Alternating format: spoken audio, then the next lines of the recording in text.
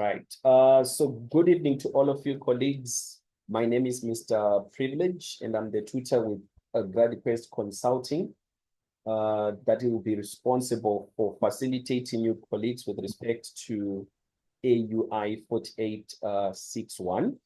So the purpose, of course, for this tutorial orientation seminar is to give you guys a bit of an overview concerning this module, AUI 4861, and also to explain a bit in terms of the kind of services that we provide to you colleagues.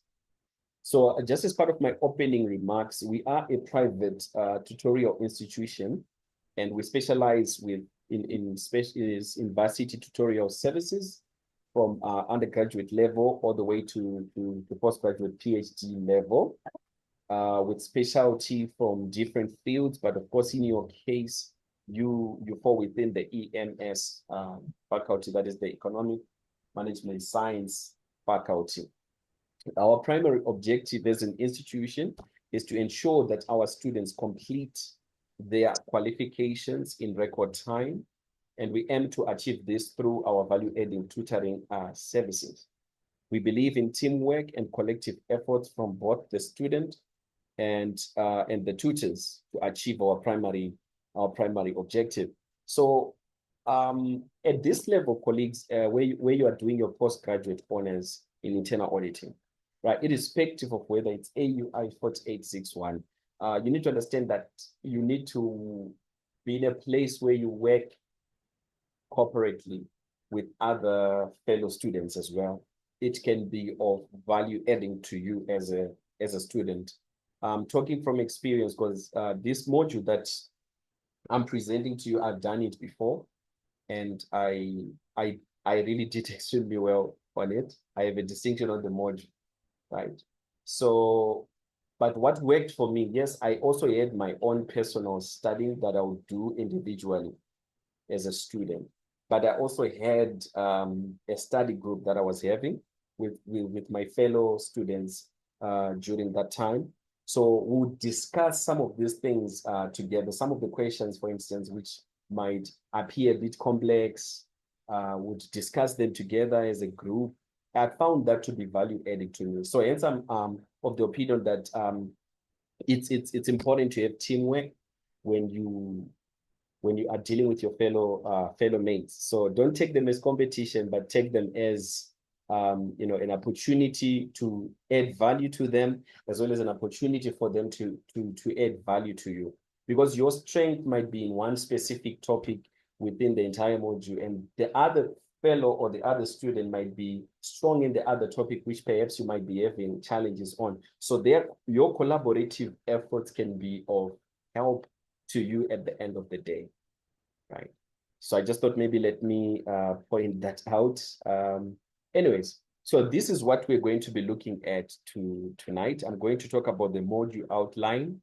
And the module outline, this is where, of course, I'll give you guys a brief overview regarding to the topics that you're going to be dealing with or that you're going to be covering for the purpose of this 2025 academic year. I'll also talk a bit about the assignments and explain in terms of our services, what we offer as a tutorial institution. I'll then also have a practical class discussion where I'll take you through one of the past assignments questions for the 2024 academic year. It'll be actually this particular one that I've opened here. So this is your assignment 2 for the 2024 academic year, which is the most recent academic year. So we're going to have a look into that, right? And then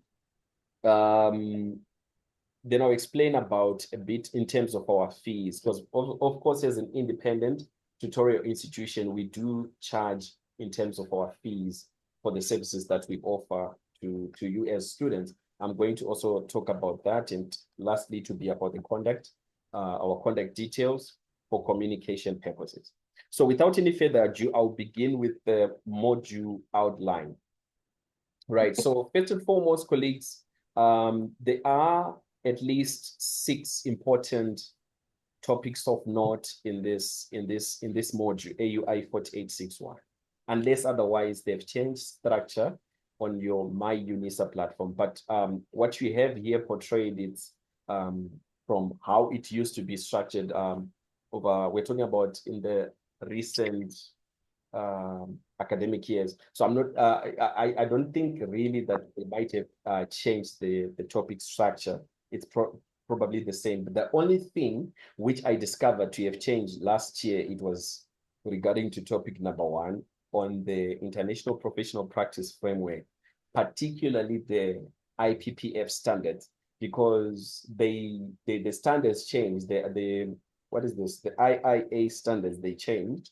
There's now what we call the global internal audit standards. So those are the new currently active standards that you are going to be expected to apply even in questions that you're going to be be asked about, maybe concerning the IPPF framework.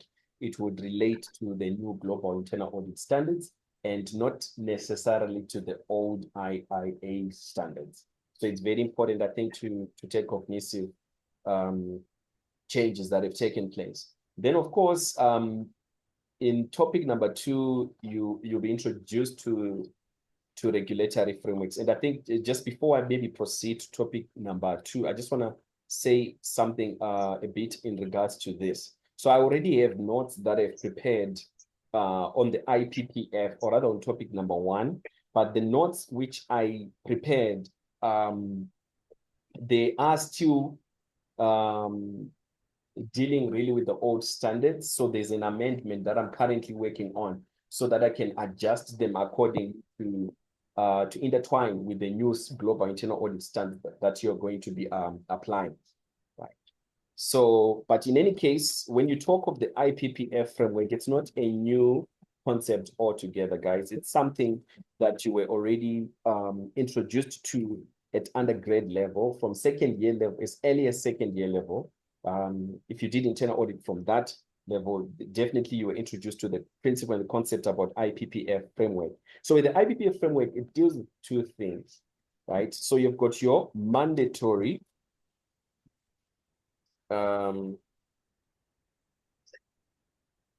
requirements, right? And then you have those that are strongly recommended. But we're going to talk about them in a greater detail, of course, when I unveil the topic. But what is critical, which I wanted you to see from this presentation, is the fact that in topic 1, it's more like a recap of things that you did at undergraduate level as far as the IPPF framework. The only exception is obviously when it comes to the IIA standards. That's the only change that have taken place. But otherwise, things like, for instance, your IIA code of ethics, they are still the same. That is not changed. So the only thing that is changed, which you should take note of, is the IIA standards, right? So previously they used to be called the IPPF standards, but now it's actually titled the Global Internal Audit Standards. I'm pretty sure you're all familiar with the change that has taken place, right?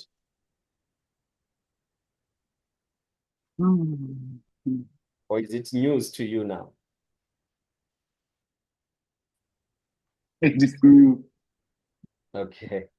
Yeah, so there's been some changes that took place. I'll try to maybe open my notes on the IPPF framework just so that I can show you those changes. I'll also open the new global internal audit standard to show you the differences. But at a high level, I'll not discuss anything, just to show you, to say, previously, this is how it used to be portrayed, and this is now what you're going to be dealing with. In fact, let's do it now before I can talk about the rest of the other topics. So I'm going to open my notes on the IPPF. This topic number 1. So it's going to open in the moment. Just a moment. So first of all, I'm going to open the standards themselves, the new global internal audit standards.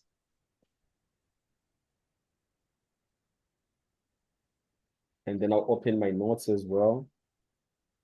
Excuse me.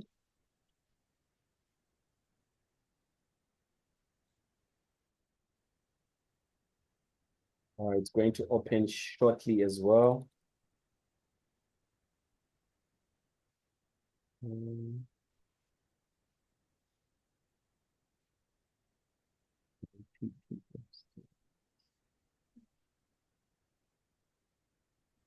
Take your time, please. Is it opening? Can you see it?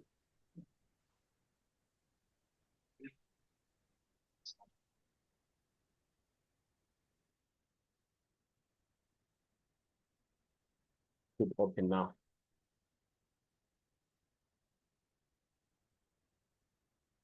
So these are my notes on the global, sorry, on the IPPF topic number 1, IPPF framework. So previously, how the IPPF framework is, in fact, this is still the same anyways, but it's just that the only difference now is the standards. That's the thing that is changed. But everything else which you find, say for instance, under the mandatory guidance, for instance, the core principles of internal auditing, the definition of internal auditing, the IIA code of ethics, they are still really the same as they used to be before. So this is what has changed, the standards. And I'm going to show it to you right at the bottom to portray how it used to be before and what we have now as portrayed in the notes, in the global internal audit standards template that I've opened here.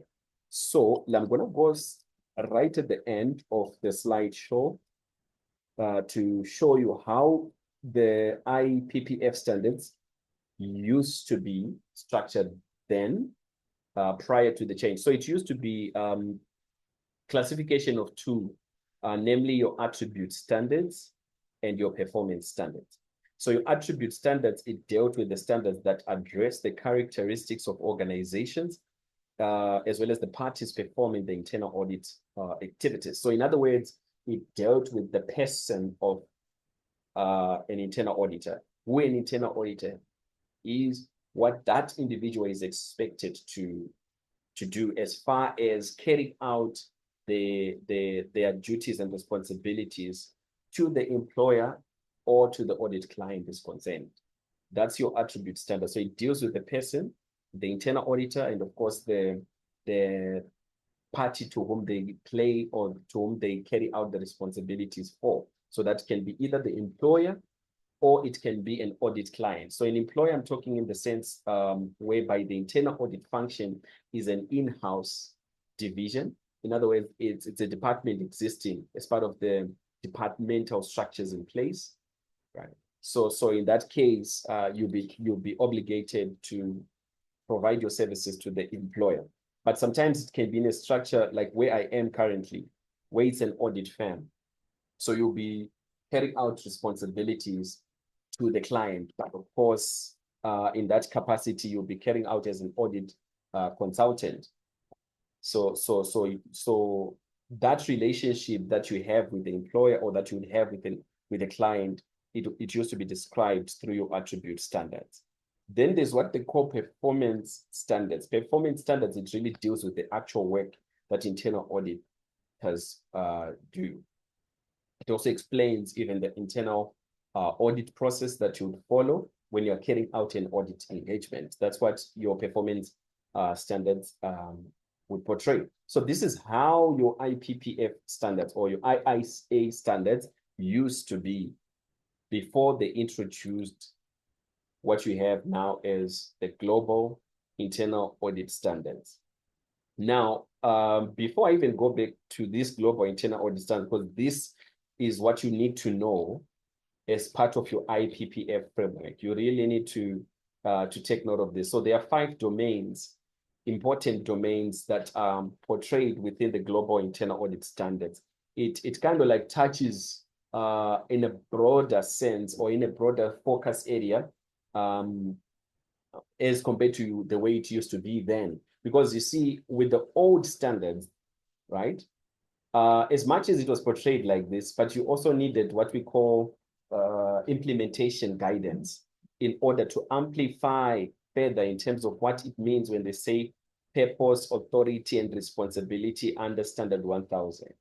you would still need the implementation standards to expound on the rest of these other standards as it were.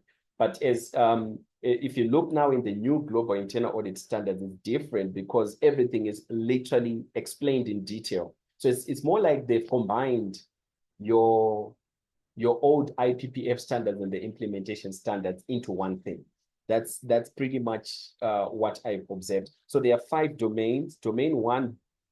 So what I'm explaining now is just to give you a structure in terms of what you will see with the new standards. But we are going to deal with that in a greater detail, of course, when I unveil topic 1 in detail. So domain 1 deals with the purpose of internal auditing.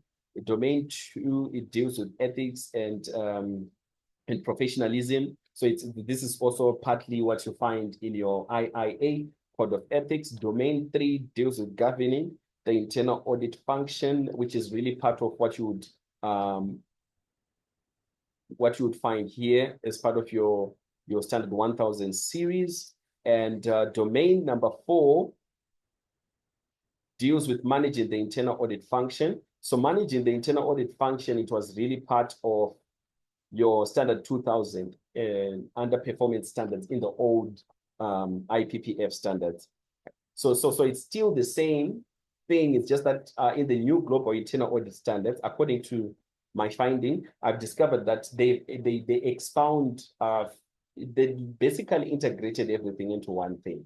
So they integrated your old standards with the implementation standards to be one template. That's what you find with the global internal audit standards, right? So, but we're going to talk more about it when we get to topic 1, and then the last domain, it's about performing internal audit services. So this is literally where you see even the audit process itself. You see, it is dealt with under domain 5, performing internal audit services. So it's also still there. That's performing the engagement basically. So it's still part and parcel of your old standards, but it's just that now it's integrated as it is now as compared to how it used to be structured then. Right. So I just thought maybe let me point that out and put that across to you guys to note. Right. So that is topic number 1. And just as a point of reference, when dealing with topic number 1, you need to check that's part of your sources of reference. Sources of reference on this one in terms of your textbook now. You need to look into internal audit and introduction. Should be in chapter 5. Internal audit and introduction should be in chapter 5. Audit and introduction should be around chapter 5 of this textbook. It deals with the concept of IPPF.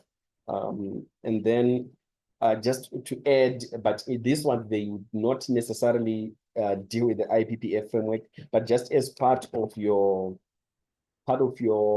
record, what you call them, prescribed textbooks, you need to have your internal audit perspective.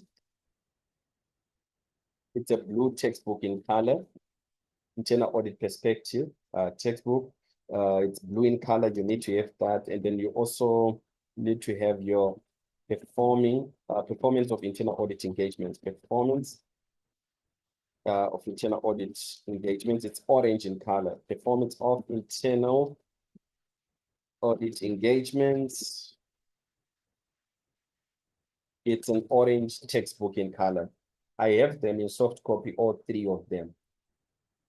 And as courtesy for attending the orientation, I'll share the books with you, right? So that is to give you is in terms of the sources of references that you would need for this module. And just as an additional, that is if you don't want to really read directly from the King 4 report, right? As an additional source,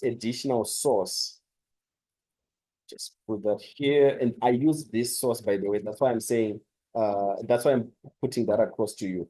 The audit notes. You might maybe find in the tutorial later 101 that they might not say anything much about it, but audit notes, guys, is very important for what you call your Jackson and Stans textbook. It's very important. It really comes handy when it comes to topic number 5.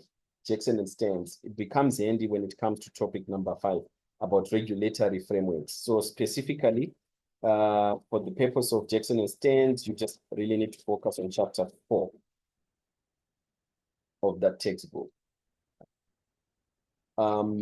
Yeah, so that's in terms of sources of reference. So you can use that, or you can use your King 4 report if you want.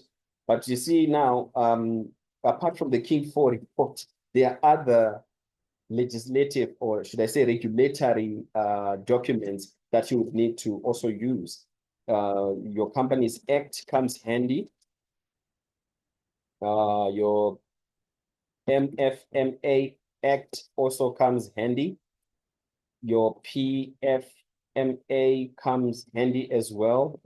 And then there's the SOX Act, Subnex Oxley. It also comes in handy, especially with regards to topic 2. So these sources that I'm also putting across to you guys, I'm just pointing them out with reference to the other topics at the same time. But specifically, these ones, they are more relevant or pertinent to topic number 2, regulatory frameworks. So far, so good, colleagues.